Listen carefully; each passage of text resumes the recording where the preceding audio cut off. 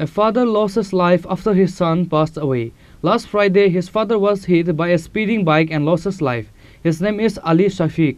The incident took place near Indira Nagar Sadarwari Masjid in Sunamura.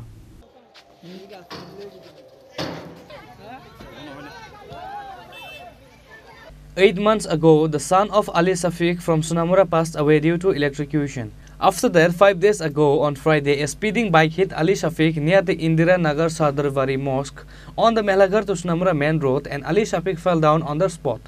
Local people rescued him and took him to Melaghar Hospital, where the doctor referred him to Agartala GB Hospital.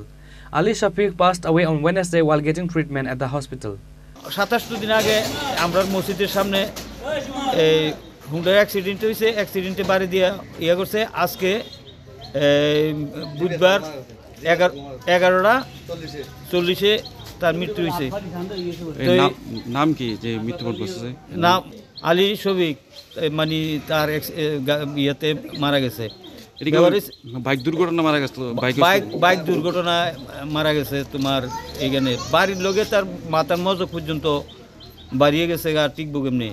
এটা operation করছে, operation টিকছে না। আজকে 11:40 তার মৃত্যুবরণ করছে।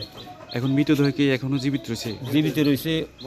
ময়নাতদন্তের পরে হয়তো বাড়ির ভিতরে লাশ পাঠাই দিতে পারে। মাটি দেওয়ার কোনো সিদ্ধান্ত হয়েছে? মাটি দেওয়ার এখনো সিদ্ধান্ত হয়েছে না। তারা এখান থেকে ফোন করলে আমরা এখানে কবর টবর করার করুমের এখান থেকে ফোন করলে আমরা কবর টবর। কি মনে করতেছেন এত দুর্ঘটনা হইতেছে রাস্তাঘাটে? প্রশাসনের দুর্বলতা মনে করেন? আছে, প্রশাসনের পুরোটাই দুর্বলতা। প্রশাসন যদি আগের থেকে যদি লালু চৌমনির থেকে যদি আমরা এই কলঙ্কতের রাস্তার মাথা পর্যন্ত যদি এখানে টাইবে থাকতো, তাহলে মনে করো আমরা লেগে সবচেয়ে মানুষ দুর্ঘটনা থেকে বাঁচতে পারতো, রেহাই হইতো।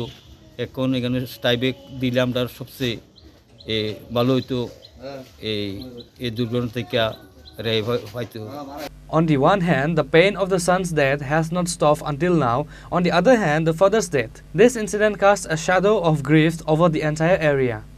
Reported by Musharraf from Sunamura, Chinikhorang.